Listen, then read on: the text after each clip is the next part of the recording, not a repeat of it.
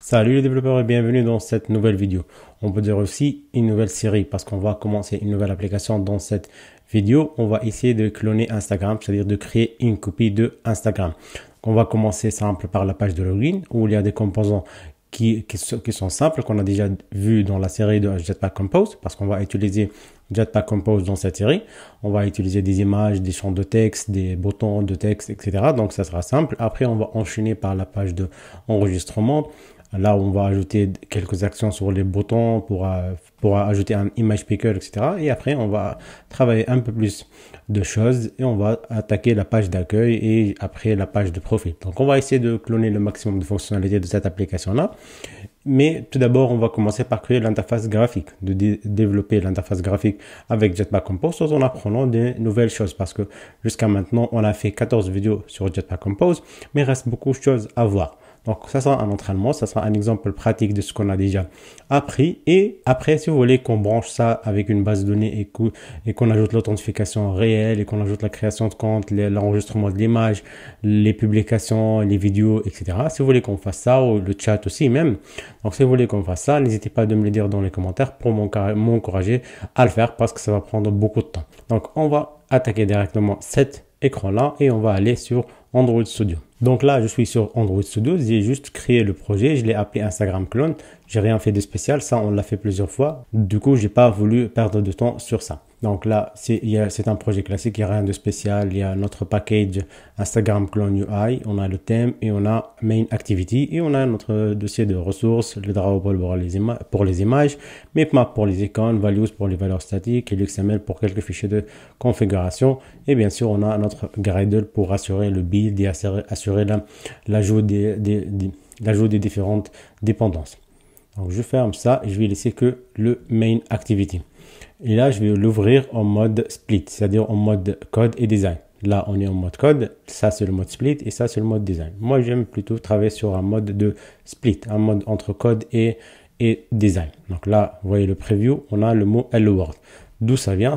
Ça vient tout simplement de ça. Moi, j'ai juste changé ça par login screen, mais c'était greetings comme ça. Là, ça c'était greeting et ici c'était greeting. Donc, je vais le remettre comme il est. Et on va recommencer ensemble. Donc là, on a le composant greeting par défaut. On passe un nom ici qui va être récupéré ici et va être concaténé à hello pour afficher ce mot hello world. Et ici, on le passe dans le preview pour déjà voir à quoi ça ressemble. Donc, je vais maintenant appeler ce composant plutôt login screen au lieu de greeting. Je vais changer partout. Là, et là aussi, je vais enlever ce paramètre-là parce que j'en ai pas besoin. Et là, au lieu de ce hello, je vais mettre Instagram comme ça. Et bien sûr, ici, je vais l'enlever aussi. Donc là, on a Instagram et on n'a plus besoin aussi de modifier. On a juste besoin de l'écran tel qu'elle est avec le maximum, avec la taille totale. Donc, je vais le déplacer par là. Et maintenant, je vais mettre tout ce texte-là dans un colonne. On peut faire comme ça. On met le curseur sur le composant et on fait Alt Entrée et Surround with Widget. Et je choisis par exemple le colonne. Comme ça, ça va le faire automatiquement. Sinon, si vous voulez le faire manuellement, vous pouvez faire une colonne comme ça. Hop. Et là, Shift Alt pour le remonter. Et je le mets ici. Donc là, il faut l'importer. Alt Entrée. Je reviens ici. Je fais Modifier et Fill Max Size, donc pour prendre tout l'espace disponible. Donc là, on est bon. Et je vais changer la couleur du background. Je vais mettre black, comme ça. Et je vais ajouter un peu de padding de 16 dp. Et je l'importe aussi parce que c'est une extension. Là, le text color, c'est pas visible parce que c'est en noir. Donc, je vais le mettre en white, mais je vais tout de suite le changer parce qu'on va pas utiliser un texte. Là, c'est une image. Si on regarde ici, c'est une image, c'est pas un texte. Bon, vous pouvez bien sûr, si vous avez le font, mais c'est compliqué d'avoir le font d'Instagram. Donc, j'ai juste cherché le logo Instagram sur Internet. Là, je vais faire copier de ça et je vais venir ici dans Res, après Drawable, Paste, hop, et je vais coller ici. Et c'est ça le logo. Donc, je vais prendre ça et je vais venir ici et au lieu de texte, je vais mettre image. Hop, et je vais utiliser le Painter Resource parce que je vais sélectionner quelque chose des ressources de Drawable. Donc, je vais faire Drawable.logo Instagram Et pour le constant, je vais mettre juste logo. Il faut rebuild parce que c'est une nouvelle ressource, donc il ne la connaît pas. Donc là, vous voyez, là c'est bien. Je peux ajouter un modifier comme ça pour changer la taille. Je vais mettre directement size ou bien width seulement. On va voir. C'est parce que c'est pas carré, donc on va juste changer le width. On va mettre comme ça 200 dp. Et c'est pas mal, 300 plutôt. Déjà c'est bien. Et on va essayer d'ajuster ça avec le content scale. Ok, donc là ça remplit bien. On peut être sûr, on peut tester pour être sûr. On peut passer quelque chose comme red par exemple, comme ça, pour voir le contenu du logo. Et pour pouvoir débugger, là si je mets 300 par exemple, hop, là c'est bon. On voit bien qu'il remplit bien le width. Maintenant on peut l'enlever. Peut-être 250 c'est mieux. Comme ça, oui, c'est beaucoup mieux. Maintenant, ce que je peux faire, c'est que je peux venir ici déjà. Je peux faire le horizontal alignment. Et on va faire comme ça. On centre horizontalement. Et on peut faire arrangement vertical aussi. Et arrangement center. Comme ça, tout sera au milieu. On va voir après, ça va se décaler quand on ajoute les champs de texte. Donc là, on est bon. Et maintenant, je peux venir ici et je vais ajouter un outlined text field. Ok. La valeur, je vais mettre juste une chaîne vide pour le moment et on va voir ce qu'on peut faire. Hop, là, on voit que on a des bordures ici. Déjà, on va commencer par changer les couleurs. Là, si on regarde, on a colors pour modifier ça. Et ça prend outlined text field default.colors comme ça. Et ici, unfoxed container color, oui, comme ça. Et je vais mettre gris, parce que là, vous voyez que c'est pas, là, c'est pas noir, c'est gris. Mais je vais pas mettre gris complètement. Je vais ajouter opacity ou bien copy plutôt, alpha. Et je vais mettre 0.2 f, 0.2 float. Ouais, ça c'est pas mal. Ok, donc là c'est bon. Et pour les unfoxed border color, ici je vais mettre black pour que ça soit le même que le background et que ça soit pas visible. Ok, donc là c'est bon. Et aussi je vais ajouter un modifier .fill max width. Là c'est bien. Peut-être le padding est un peu plus que ça, un peu plus que 16. Donc là c'est pas mal. Ok, et je vais essayer d'ajouter aussi placeholder. C'est le texte le texte ici pour dire ce qu'il faut faire. Donc là, le texte, enter your email. Ok, là, vous voyez, enter your email. Donc, il est plus blanc que gris. Donc, on peut venir ici et unfoxed placeholder color. On va mettre blanc, white, comme ça. Et on va, pareil, ajouter alpha 0.8, je suppose, 6 même. Bah, vous pouvez mettre ce que vous voulez. Moi, j'essaie juste de respecter la maquette. C'est comme ça qu'on fait pour convertir quelque chose, pour convertir une maquette en design, en application. Donc là, c'est bon, on est pas mal. Et je vais faire copier-coller de ça. Hop. Et là, ça sera interior password, comme ça. Ok. Et là, vous voyez, ils sont très collés. Je vais ajouter un espace. Donc, en bas de ça, je vais mettre un spacer. C'est un composant. Et je vais ajouter un high comme ça et je vais mettre par exemple 20 dp. On va voir qu'est-ce que ça va donner. Donc est-ce que c'est bon ou pas? Non, je pense que c'est beaucoup plus, 40 par exemple. Si je le mets au même niveau comme ça. Ok, c'est presque la même chose. Et là ça sera plutôt 20. Ouais, correct. Ok, très bien. Donc là, pour la valeur ici, dans outline text field, je vais créer une variable email. Ça sera du type mutable state off, comme ça. Et la valeur par défaut, ça sera une chaîne vide. Donc là, il faut ajouter remember pour qu'on n'oublie pas la valeur. Donc, je dois ajouter remember parce qu'à chaque composition, la valeur va être réinitialisée. Donc, pour dire à Jetpack Compose, quand ça recompose, on veut garder la valeur. Donc, on doit ajouter remember. Ça, j'ai déjà expliqué dans la vidéo qui parle de outline text field et text field. Donc, vous pouvez checker ça. Donc là, je vais appeler value comme ça. Et ici, dans le onChange, je vais faire email reçoit le hit, plutôt email.value reçoit le hit. Donc là, c'est une façon de faire, c'est correct, il n'y a pas de problème. Il n'y a pas de problème, mais on peut plutôt utiliser by comme ça. Et dans le by, ça va nous éviter de appeler .value à chaque fois. Quand on appelle email pour récupérer la valeur il va comprendre qu'on va utiliser le get de value. Et quand on fait comme ça, email reçoit quelque chose, c'est-à-dire on veut appeler le set de cette valeur, le set de value. Donc, et là, le problème, c'est que là, il faut changer ça par part parce que là, on change directement la valeur de la variable et pas seulement le value.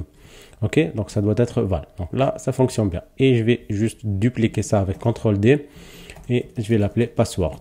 Hop, donc là, c'est la même chose et je vais l'ajouter ici et faire pareil. Bon, et enter your password.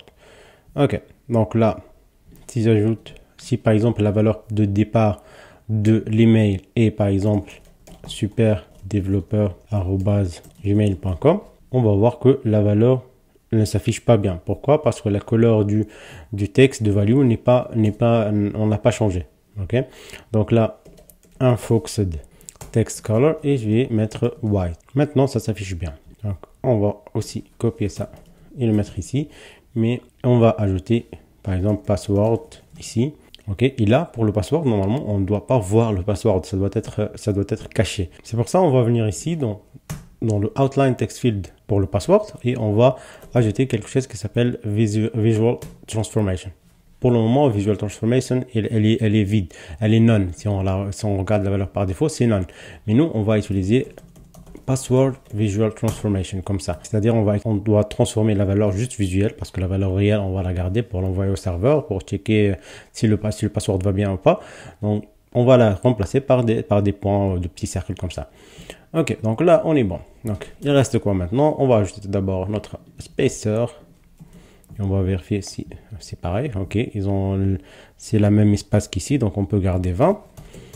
Et on va ici ajouter notre bouton. Hop, et là, je vais ajouter un texte et on va écrire login.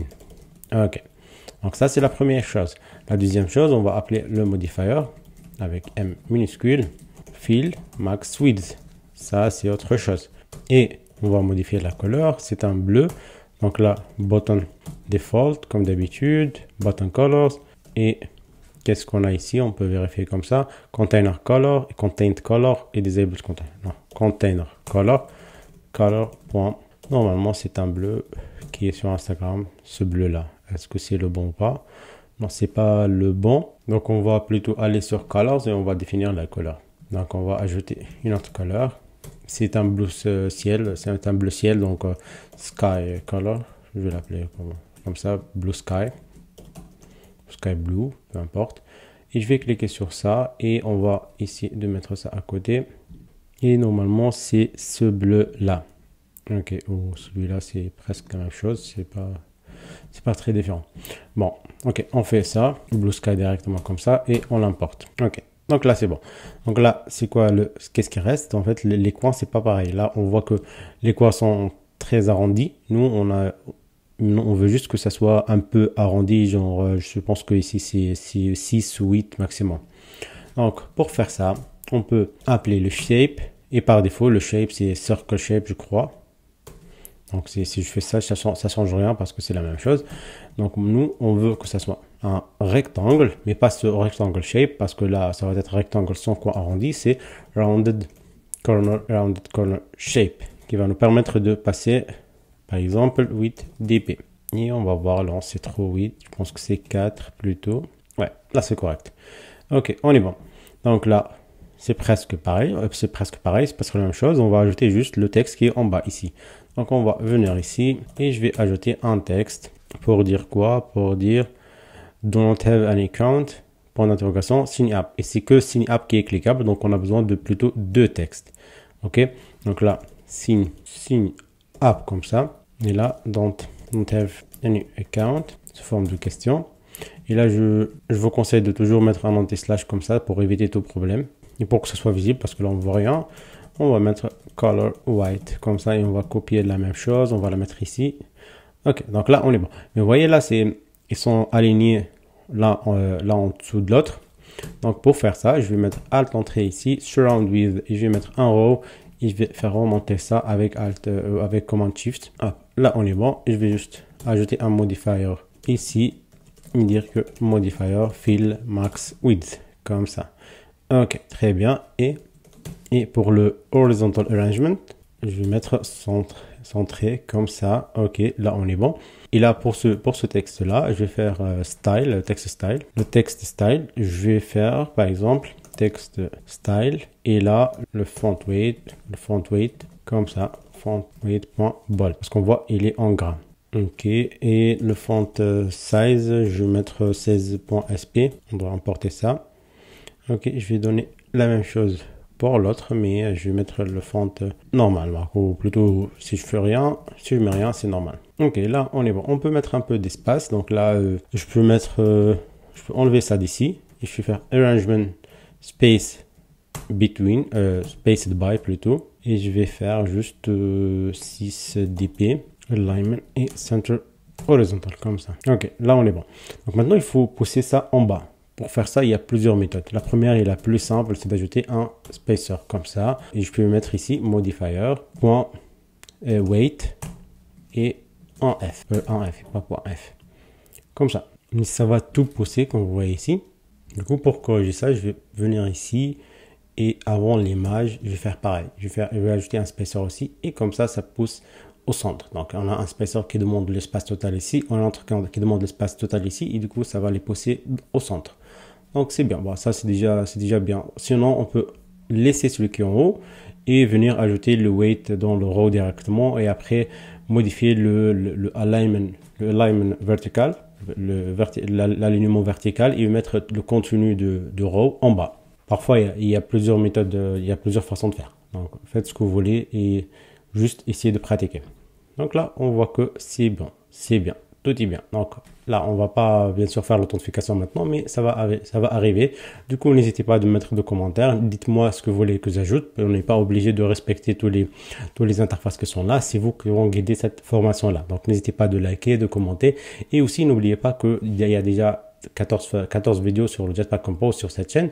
Donc, n'hésitez pas à aller les regarder. Et n'oubliez pas que vous avez le PDF Kotlin Cheat Sheet qui est disponible sur mon site superdeveloppeur.com et qui est gratuit et qui résume tout le syntaxe de Kotlin. C'est gratuit. Vous cliquez juste sur le lien et vous allez le recevoir par mail.